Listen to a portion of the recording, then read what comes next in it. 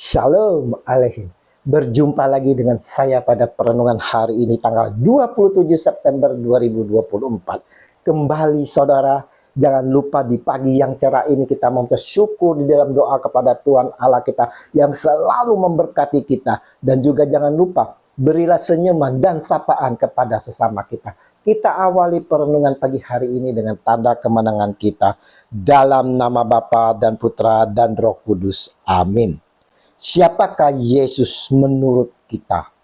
Bacaan liturgi hari ini diambil dari kitab Pengkhotbah 3 ayat 1 sampai dengan 11 dan Injil Lukas 9 ayat 18 sampai dengan 22. Saudara-saudaraku yang terkasih di dalam kasih Kristus. Kalau kemarin saudara di dalam renungan pagi saudara kita diperlihatkan akan kecemasan Herodes yang arogan dan tak mau terima dengan kehadiran Tuhan Yesus.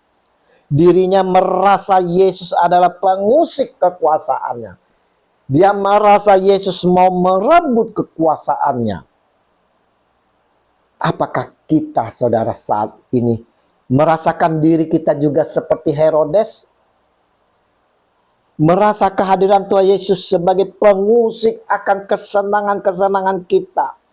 Mungkin kita mempunyai hobi, kesenangan-kesenangan duniawi saudara, yang dimana saudara tak ketahui bahwa itu melanggar larangan hukum Tuhan. Tapi kita pun saudara, nyatanya seperti Herodes yang sering cemas saudara, sering panik dan ketakutan setelah melakukan kesalahan demi kesalahan. Seringnya kita berbohong saudara dengan hidup alim, religius untuk menutupi perbuatan kita ini saudara.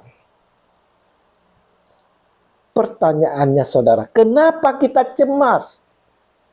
Kenapa? Saya merasakan pertanyaan yang diajukan Tuhan Yesus pada hari ini. Karena dia melihat dunia penuh kecemasan dan ketakutan. Dia bertanya kepada para murid yang datang kepadanya di saat sedang sendiri berdoa.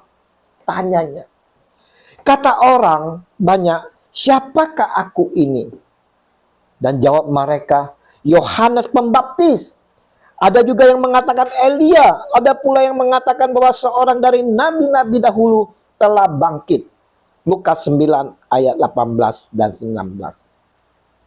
Tapi saudara, Yesus tak puas akan jawaban para murid. Karena itu menurut orang saudara. Karena Yesus tahu itu adalah penilaian orang lain. Yesus mau bertanya, bagaimana para murid mengenal akan dirinya. Dan Yesus bertanya kepada mereka, menurut kamu, siapakah aku ini? Lukas 9 ayat 20. Saudaraku, hari ini saudara, pertanyaan yang sama saudara diajukan Yesus Tuhan kepada kita sekalian yang mengakui mengimani Dia.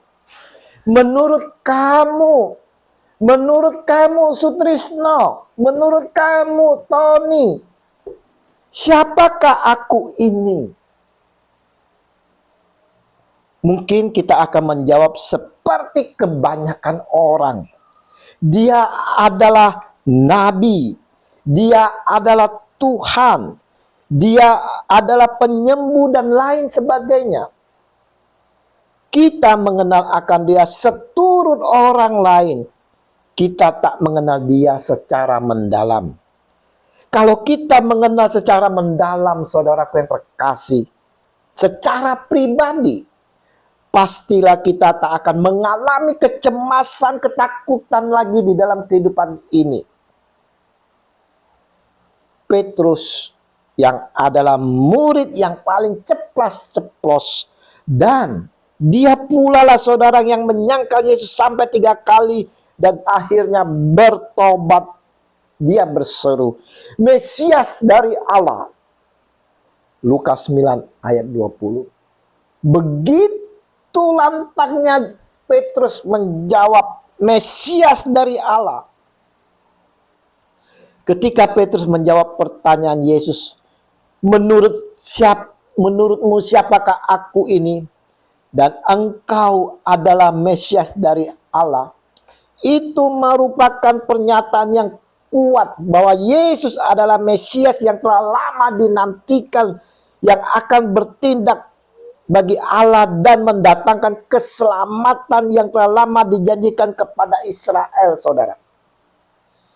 Namun saudaraku yang terkasih, sangat-sangat disayangkan saudara, dunia tak mengenal dia saudara, bahkan tak mau mengenal akan dia, bahkan akan berusaha menghancurkan misi Yesus. Untuk itulah lalu Yesus melarang mereka dengan keras supaya mereka jangan memberitahukan hal itu kepada siapapun. Lukas 9 ayat 21. Saudara, perintah Yesus untuk merahasiakannya tidak berarti bahwa identifikasi Petrus salah. Tidak, saudara. Tetapi itu benar dan benar. Dalam beberapa kesempatan Yesus pun mengakui bahwa dia memang Mesias. Kita dapat melihat contohnya percakapan wanita Samaria di sumur Syikar dengan Yesus, saudara, sebagai berikut. Aku tahu bahwa Mesias akan datang yang disebut juga Kristus. Apabila ia datang, ia akan memberitakan segala sesuatu kepada kami. Kata Yesus kepadanya, akulah dia yang sedang berkata-kata dengan engkau. Yohanes 4 ayat 25 sampai dengan 26. Juga perdebatan dengan imam besar, saudara. Imam besar itu bertanya kepadanya sekali lagi, katanya, apakah engkau Mesias, anak dari yang terpuji? Jawab Yesus, akulah dia. Dan kamu akan melihat anak manusia duduk di sebelah kanan yang maha kuasa dan datang di tengah-tengah awan-awan di langit. Markus 14 ayat 61 sampai dengan 22.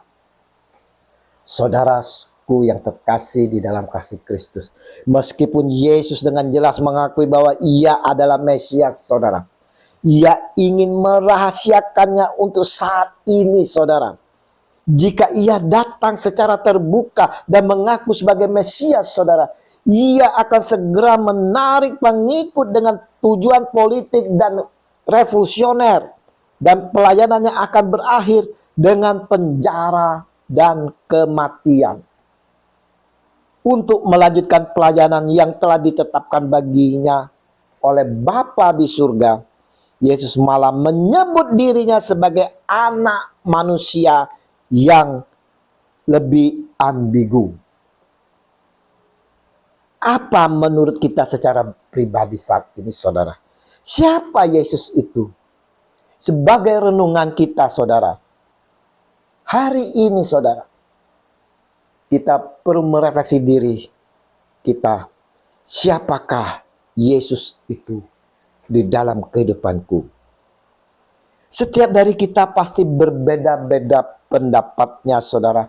Karena menurut pengalaman pribadi diri kita sendiri dengan Yesus.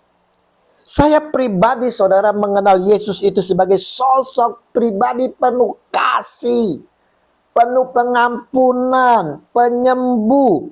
Yesus adalah sobat terpaling dekat dengan saya. Itu pengenalan saya secara pribadi. Bagaimana dengan saudara-saudaraku yang terkasih saat ini? Siapakah Yesus itu? Mungkin saja dari saudaraku ada yang menjawab, Yesus adalah seorang guru yang luar biasa. Yesus adalah seorang nabi. Yesus adalah seorang pria yang meyakini dirinya sebagai Mesias. Yesus adalah anak Tuhan yang unik dalam wujud manusia. Yesus merupakan salah satu guru besar yang mengarahkan orang kepada Tuhan. Yesus adalah pribadi agama Kristen. Yesus adalah penyembuh yang penuh belas kasih dan kuat. Itu semua benar, saudara. Itu semua jawaban dari kita semua itu benar, karena itu adalah merupakan pengalaman pribadi kita sendiri bersama Tuhan Yesus. Tetapi saudara, sebatas itukah pengenalan kita akan Dia? Saya ulang pertanyaan ini saudara sebagai refleksi kita. Sebatas itukah pengenalan kita akan Yesus Tuhan di dalam diri kita? Tentu tidak, saudara. Tentunya hidup kita tak lagi dihantui kecemasan, ketakutan, saudara. Apabila kita telah mengenal Dia lebih dalam, saudara, kita tidak ada lagi akan dihantui kecemasan, ketakutan. Hidup kita penuh kasih yang mengampuni, memaafkan. Tak ada lagi dendam, kesumat. Itu yang terpenting, saudara. Yang perlu kita imani akan kebenaran kitab suci, bahwa Yesus adalah Mesias Allah yang diutus untuk menyelamatkan dan menyelamatkan saya dari dosa-dosa saya. Atau sesuatu seperti itu, Rasul Yohanes yang juga menulis Injil berkata menjelang akhir kisahnya tentang kehidupan Yesus. Tetapi semua yang tercantum di sini telah dicatat supaya kamu percaya bahwa Yesuslah Mesias Anak Allah, dan supaya kamu oleh imanmu memperoleh hidup dalam namanya. Haleluya. Yohanes 20 ayat 31. Saudaraku, kita harus, saudara, mengakuinya dengan iman, dan melalui mulut kita mau bersaksi, saudara, seperti yang ditulis oleh Rasul Paulus. Sebab jika kamu mengaku dengan mulutmu bahwa Yesus adalah Tuhan, dan percaya dalam hatimu bahwa Allah telah membangkitkan Dia dari antara orang mati, maka kamu akan diselamatkan. Karena dengan hati orang percaya dan dibenarkan, dan dengan mulut orang mengaku dan diselamatkan. Roma 10 ayat 9 sampai dengan 10. Jadi saudara, bagaimana dengan saudara? Siapa Yesus itu, saudara? Mari kita mau mengakui dengan mulut kita serta bersaksi akan Dia, Yesus Kristus yang telah hadir ke dunia ini, yang diutus oleh Bapa. Dialah Tuhan penyelamat kita yang telah mengalami penderitaan hingga wafat di atas kayu salib, bangkit pada hari ketiga dan naik ke surga. Biarlah semua orang boleh mendengar kesaksian kita dan mengakuinya, dan menerima Dia sebagai Tuhan Sang Juru Selamat dalam kehidupan mereka, dan mereka pun beroleh keselamatan. Amin. Dalam nama Bapa dan Putra dan Roh Kudus. Amin. Shalom Aleihim.